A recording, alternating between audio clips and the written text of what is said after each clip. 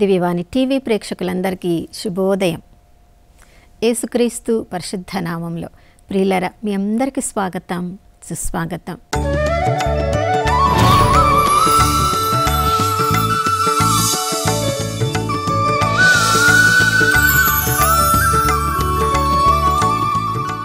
గడిచిన దినమంతా కాచి కాపాడిన దేవునికి మనసారా వందనాలు తెలియచేద్దాం. ఈ నూతన ఉదయంలో కూడా పూర్ణ హృదయంతో, పూర్ణ ఆత్మతో, పూర్ణ శక్తితో ఆ ప్రభుని మనసారా ఆరాధించుదాం. ఎందుకంటే ఈ లోకంలో మనంతటా మనము జీవించలేం ప్రియులారా.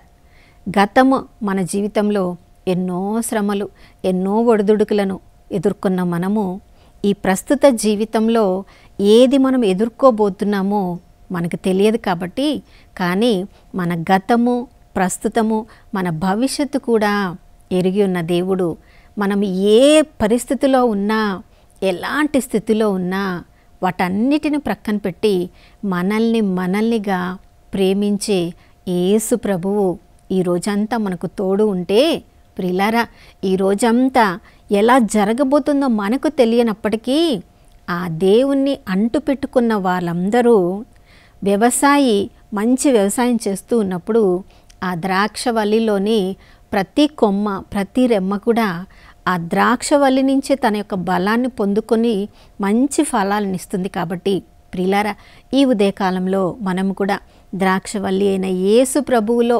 అంటుకట్టబడిన కొమ్మల్లాగా, రెమ్మల్లాగా జీవించడానికి ఒకవేళ మనం నిర్ణయించుకుంటే మనలో ఏదేది మంచిది కాదు వాటన్నిటిని కూడా కత్తరించి సరిచేసి ఫలవంతమైన వారిగా మనల్ని లోకంలో జీవింపచేయాలని ప్రభువు కూడా నూతన కృపను, కరుణను మనందరిపై కుమ్మరించి ఉన్నారు. ఆ విశ్వాసంలో ఈరోజంతా మనం జీవించుదాం.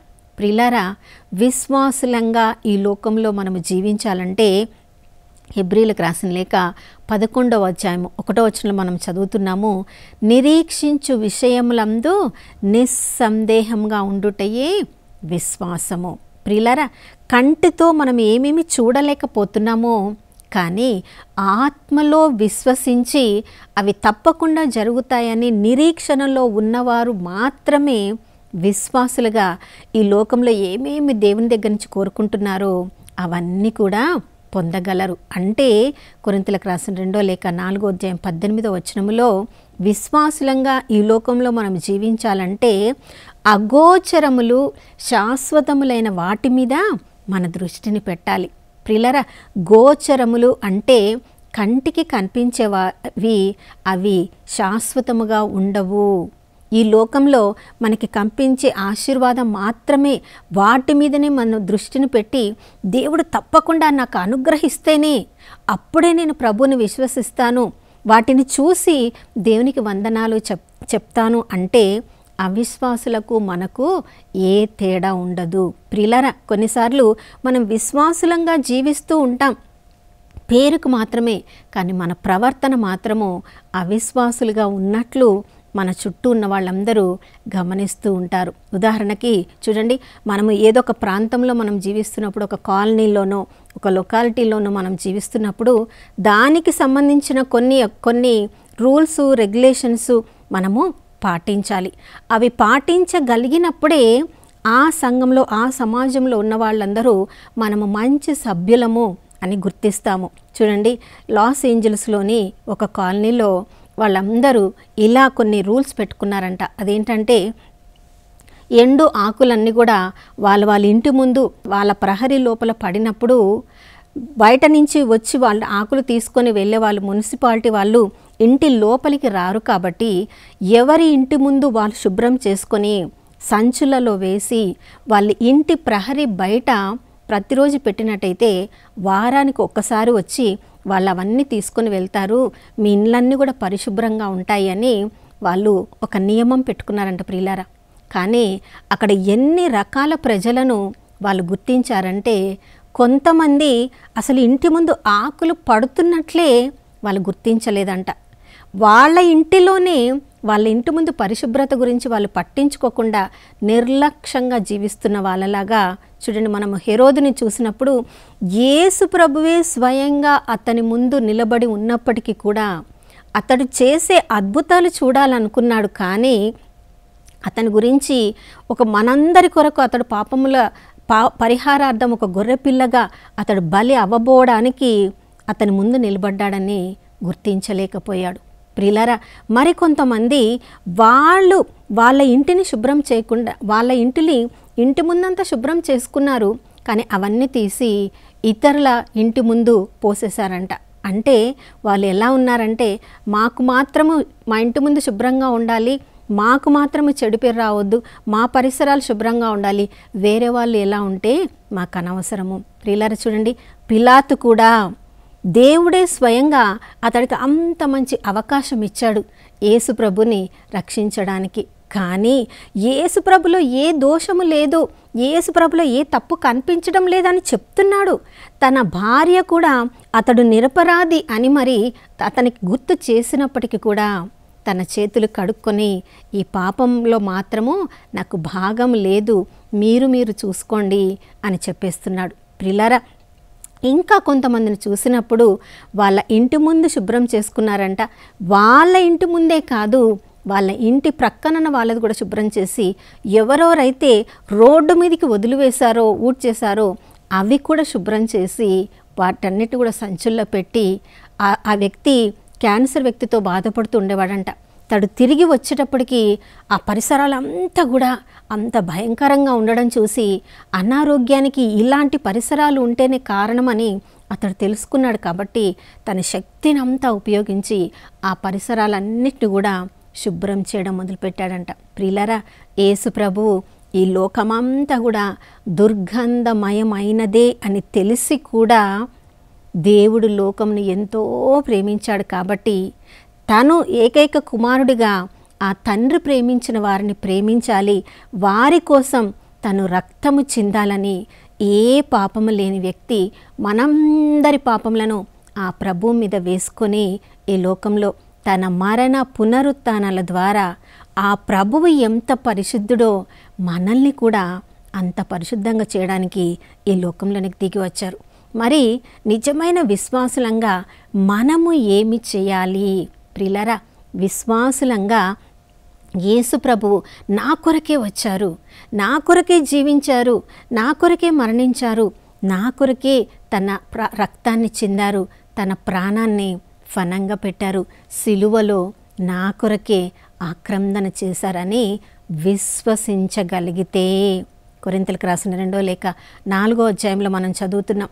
నిజమైన రాయబారులుగా మనం ఉండాలంటే మొట్టమొదట ప్రభువు నా కొరకు మరణించాడు, యేసు ప్రభు మరణ పునరుత్థానాల ద్వారా తండ్రితో నాకు సఖ్యత ఏర్పడిందని మనం నమ్మాలి. ప్రియులారా, వాక్యాన్ని నమ్ముట విశ్వాసికి మొదటి మెట్టు. రెండవది, ఆ వాక్యాన్ని విన్న మనము, విశ్వసించిన మనము మనము పెట్టుకోకుండా ఆ వాక్యంలో ఉన్న రహస్యాలను తెలియని, నిజము తెలియని, సత్యము తెలియని ఎంతోమంది ఈ లోకంలో ఉన్నారు. వారందరికీ కూడా మనం వాక్యం బోధించాల్సిన పనే లేదు. మన ప్రవర్తన ద్వారా ఎంతోమంది సత్యాన్ని తెలుసుకుంటారు.